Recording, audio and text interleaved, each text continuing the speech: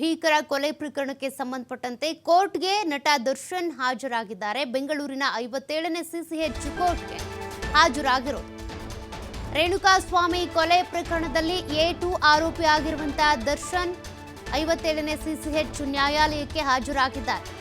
ದರ್ಶನ್, ಪವಿತ್ರ ಸೇರಿದಂತೆ ಎಲ್ಲ ಆರೋಪಿಗಳು ಕೂಡ ಹಾಜರಾಗಿರೋದು. ವಿದೇಶಕ್ಕೆ ತೆರಳುವ ಮುನ್ನ ಕೋರ್ಟ್ಗೆ ದರ್ಶನ್ ಹಾಜರಾಗಿರೋದು.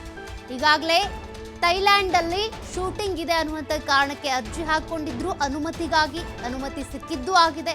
ಇವತ್ತು ಕೋರ್ಟ್ನ ವಿಚಾರಣೆಯನ್ನ ಮುಗಿಸಿಕೊಂಡು ಥೈಲ್ಯಾಂಡ್ಗೆ ಹಾರ್ತಾರೆ ದರ್ಶನ್ ಶೂಟಿಂಗ್ ನಿಮಿತ್ತ. ಸದ್ಯ ಬೆಂಗಳೂರಿನ 57ನೇ ಸಿಸಿಎಚ್ ನ್ಯಾಯಾಲಯಕ್ಕೆ A1 ಆರೋಪಿ ಪವಿತ್ರ, A2 ದರ್ಶನ್ ಸೇರಿದಂತೆ ಉಳಿದಂತೆ ಎಲ್ಲ ಒಟ್ಟು 17 ಆರೋಪಿಗಳು ಕೂಡ ಕೋರ್ಟ್ನತ್ತ ಬಂದಿದ್ದಾರೆ.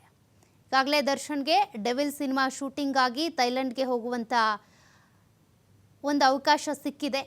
ಕೋರ್ಟ್ನಿಂದಾನೇ ಅನುಮತಿ ಸಿಕ್ಕಿದೆ. ನೋಡಿ, ಕೋರ್ಟ್ಗೆ ಹಾಜರಾಗ್ತಾ ಇರುವ ದೃಶ್ಯಗಳನ್ನ ನೀವು ಗಮನಿಸ್ತಾ ಇದ್ದೀರಾ.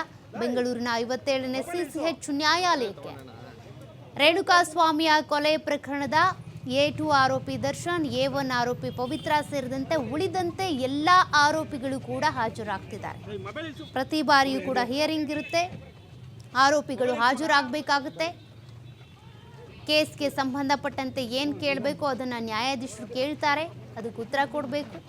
ಹಾಜರಾತಿ ಅಂತ ಬಂದಾಗ ಪ್ರತಿಯೊಬ್ಬರು ಹಾಜರಾಗಲೇಬೇಕು. ಸದ್ಯ ದರ್ಶನ್, ಪವಿತ್ರ ಗೌಡ, ಉಳಿದ ಆರೋಪಿಗಳು ಕೂಡ ಬೆಂಗಳೂರಿನ 57ನೇ ಸಿಸಿಎಚ್ ನ್ಯಾಯಾಲಯಕ್ಕೆ ಹಾಜರಾಗಿರೋದು. ಈ ಒಂದು ಕೋರ್ಟ್ ಹಿಯರಿಂಗ್ ನಂತರ ದರ್ಶನ್ ಥೈಲ್ಯಾಂಡ್ಗೆ ತೆರಳುತ್ತಾರೆ. ಅಲ್ಲಿ ಡೆವಿಲ್ ಸಿನಿಮಾದ ಶೂಟಿಂಗ್ ಇದೆ, ಒಂದು ಸಾಂಗ್ ಇದೆ ಅಂತೆ ಶೂಟಿಂಗ್ ಮಾಡೋದು, ಜೊತೆಗೆ ಒಂದು ಫೈಟ್ ಸೀನ್ ಕೂಡ ಥೈಲ್ಯಾಂಡಲ್ಲೇ ಆಗುತ್ತಂತೆ.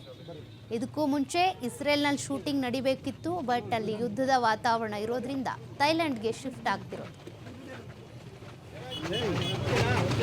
ಮೊಬೈಲ್ ಇಳ್ಸಿರೋ